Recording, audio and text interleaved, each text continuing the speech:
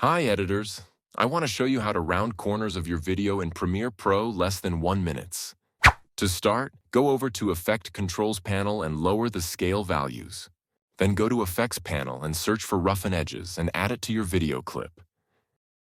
Now, under Effect Controls panel, change the value of edge type to cut, then change border value to 500.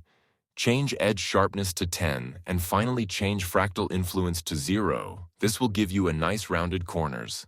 But you can play around with scale value and border value to give a different looks that you want.